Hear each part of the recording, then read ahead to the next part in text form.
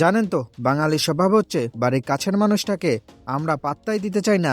আমাদের রিশাদ হোসেনের গল্পটাও অনেকটা সেরকম। বিপিএলে যেখানে তাকে ডাগ আউটে বসে ড্রিঙ্কস টানতে হতো, সেই ছেলেটি এখন অস্ট্রেলিয়ার বিগ ব্যাশ মাতাচ্ছেন।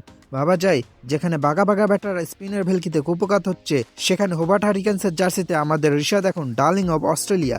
৮ ম্যাচে ১১ উইকেট আর ইকোনমি মাত্র ৭.৬৩।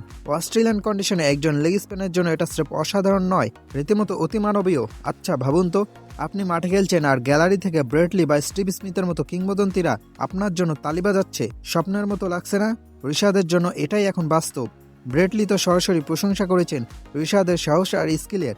একসময় আমরা টিভি স্ক্রিনে তাকিয়ে থাকতাম শেন ওয়ানের ম্যাজিক দেখতে, আর এখন অস্ট্রেলিয়ার মাঠে রিশাদের আঙ্গুলের ভেলকি দেখে ধারাভাষ্যকাররা চিৎকার করে বলছেন, ওয়াচ আউট, এই ছেলেটি অসাধারণ। রিশাদ শুধু নিজের ক্যারিয়ারের সেরা সময়টাই পার করছেন না, বিদেশের মাটিতে বাংলাদেশের পতাকা এত উঁচুতে তুলে ধরেছেন যে দেখে বুকটা গর্বে ভরে যায়। সাফল্যের চূড়ায় উঠলে অনেকেই মাটির টান ভুলে যান, কিন্তু রিশাদ তেমন নন। সিডনিতে বসেই তিনি দেখা করলেন তার সেই গুরুর সাথে, যিনি তার উপর প্রথম ভরসাটা রেখেছিলেন, চান্ডিকা হাতুড়ি সিংয়ে। লোকে হাতুড়ি সিংকে নিয়ে হাজারোটা সমালোচনা করতে পারে, কিন্তু রিশাদকে খুঁজে বের করা আর তাকে ব্যাক করার ক্রেডিটটা তো তাকেই দিতে হয়। রিশাদ যখন গুরুর সাথে দেখা করতে গেলেন, হাতুড়ির মুখের চওড়া হাসিটাই বলে দিচ্ছিল তিনি কতটা তৃপ্ত। শিষ্য যখন গুরুকে সম্মান দেয় আর গুরু যখন শিষ্যের সাফল্যে গর্বিত হন, এর চেয়ে সুন্দর দৃশ্য ক্রিকেটে আর কি হতে পারে। এখন একটা মজার কথা বলি, বিপিএল এর দলগুলোর মালিকরা কি এখন টিভির সামনে বসে নিজেদের মাথায় হাত দিয়ে ভাবছেন, যাকে আমরা গুটি কয়েক ম্যাচের জন্য মাঠে নামাতাম, সে আজ বিগ ব্যাশের প্রতিটি ম্যাচের অপরিহার্য অংশ? অজি ব্যাটাররা এখন হয়তো ভাবছে, বাপরে, বাংলাদেশের এই ছেলেটি তো গুগলিতে জীবন অতিষ্ঠ করে দিল।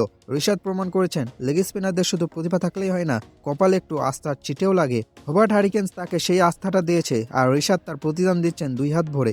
রিশাদ হোসেনের এই যাত্রাটা আসলে কেবল শুরু। তিনি আমাদের মনে করিয়ে দিলেন যে সুযোগ পেলে বাঙালি ছেলেও বিদেশে বাউন্সি উইকেটে আগুন ঝরাতে পারে। রিশাদ, আপনি এভাবেই লড়ে যান, আমাদের গর্বিত করতে থাকুন, আর গুরুর আশীর্বাদ যখন মাথার ওপর আছে, তখন তো থামার কোনো প্রশ্নই আসে না।